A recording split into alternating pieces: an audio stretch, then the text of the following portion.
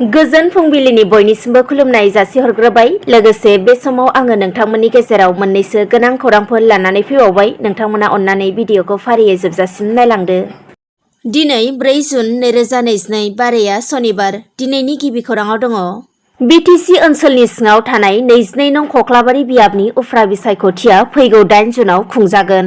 जेसेनो उफ्रा बिसायख'थिया खाथिसिन सफैदों एसेनो गुबुन गुबुन राजखान्थि दोलोनि गेजेराव गोख्रों बाथ्रा दान्थेलायनाय आरो गुबुन राजखान्थि दोलोनिफ्राय गुबुन राजखान्थि दोलोआव जगदान हैनाय बायदिखौ नुनो मोनबाय थानाय जादों। बेजों लोगोसेनो राजखान्थि दोलोनि बिजाथिफोरखौबो 22 नं खख्लाबारि ओनसोलनि रायजो राजाफोरनि नखर नखर आरो दखान बाजारफोराव थांनानै गावसोरनि दोलोनि सावगारियाव भट होनानै देरहासार खालामनो खावलायनायखौबो नुनो मोननाय जादों। रायखांनो गोनांदि बेबायदि समावनो मैयानि सानावबो 22 नं खख्लाबारि बियाबनि UPPLनि बिजाथि मन्टु बर' बिथाङाबो गावनि बियाबनि सिङाव गोग्लैनाय राबां बर' बाजाराव थांनानै दखान गलादारफोरखौ साफा साफायै लोगो हमहैनानै फैगौ 8 जुन खालि ट्रेक्टरनि सावगारियाव भट होनानै गावखौ देरहासार खालामनो खावलायनायखौ नुनो मोननाय जादों।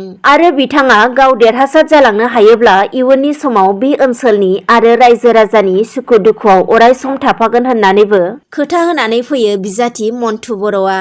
फारसेथिं उफ्रा बिसायख'थिनि खाथिसिन समावबो दोलोनि माखासे दैदेनगिरिफोरखौ गावनि दोलोखौ नागारनानै गुबुन राजखान्थि दोलोआव हाबफैनायखौबो नुनो मोननाय जादों।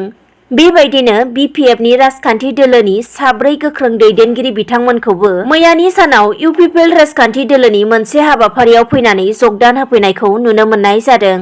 मख'नो गोनांदि UPPLनि बे हाबाफारियाव मैया बिटिसिनि लेङाइ गाहाय मावफुं सोद्रोमा गबिन्द चन्द्र बिथाङाबो बाहागो लाफैनानै BPFनि 4 मावथिफोरखौ UPPLआव जगदान होफैनायखौ बरायो।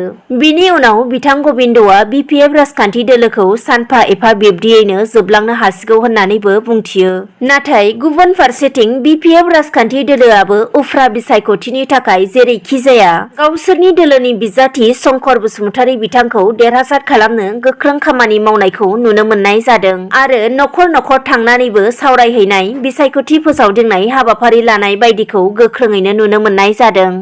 दिनै बयबो आरोबाव नबजित नार्जारी फंबायनो भट हरनानै फंबायखौ देरहासार खालामनो थाखाय साखाफारा जाबावदो। गलाघाट जिल्लानि बर'नि आगोमा फिसा नबजित नार्जारीया दासान्दि गावनि रोंगौथिनि गेजेरजों DID लिटिल मास्टार GTVआव सिजन 5आव बिथाङा मोसानाय बादायलायगासिनो दङ आरो दासिमाव रायजो राजानि मददजोंनो एबा भट मोननायजोंनो जौगालांगासिनोबो दङ। बिनिखायनो आरोबाव देरहासार होनो आरो जौसिनाव जौगाहोबावनो थाखाय दिनै 4 जुलाइ सनिबार अदेबानि मोनाबिलिनि 9 रिंगानिफ्राय फैगौ 6 जुलाइ समबारसिम फुंनि 9 रिंगासिम बिथांनो भट होनायनि समा खुलायैनो थागोन। बेनिखायनो गासैबो बर' रायजो राजाफोरा जाहाथे नबजित नार्जारी फंबायनो भटखौ हरो। भटखौ सिगांनि नाम्बारावनो मिस कल खालामनानै हरनो हागोन। होखानाय नाम्बारा बेनोदि 9152915246। मोजां मोनलायनायनि गेजेराव सोमजिदों मोनसे गिख्रंथाव जाथाय। बे जाथाया सुरुपेटानिफ्राय साउदुरबिथा थांलाय फैलाय लामायाव जादों। खौरांनिफ्राय मिथिनो मोननाय बायदिब्ला सासे लाइमोन सेंग्रासाया गावनि मोजां मोननाय सिख्लासाखौ देगारजों गाग्लोबदों।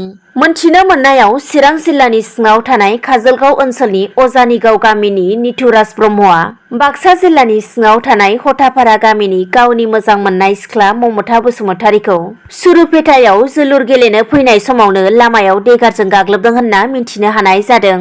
जाथायनि लोगो लोगोनो हिन्जावसाखौ बरपेटानि गंसे देहा फाहामसालियाव थिसननाय जायो आरो दा जाथायनि दायनिगिरि निथुराज ब्रह्मखौ पुलिसआ खाबाय आरो बे जाथायनि सायाव गोख्रों नायबिजिरनाया सोलिगासिनो।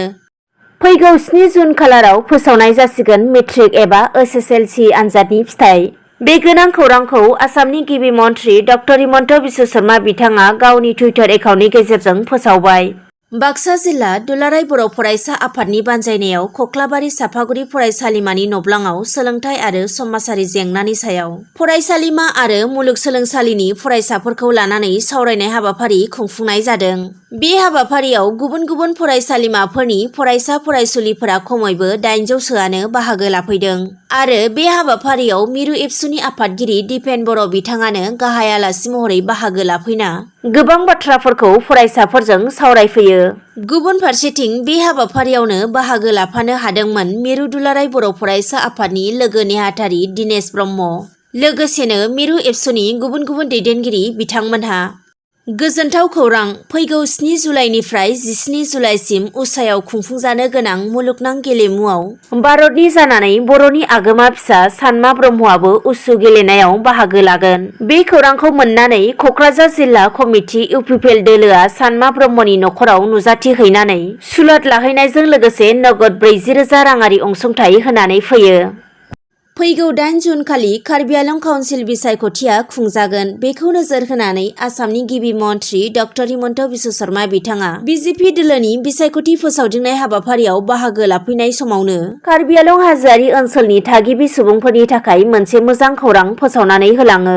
गिबि मन्थ्रिया बुङो दि हाजोआरि ओनसोलनिफ्राय सासे मन्थ्रिखौ फैगौ 9 जुनावनो केबिनेटआव थिसननाय जागोन। मख'नो गोनांदि काउन्सिल बिसायख'थिनि भट सोनाया गेजेराव माखासे सानल' थाबावनाय साननि गेजेरावनो गिबि मन्थ्रि डक्टर हिमन्त बिश्व शर्मा बिथाङा हाजोआरि ओनसोलनि रायजो राजाफोरखौ गोसो थुलुंगाखां होनायखौ नुनो मोननाय जादों।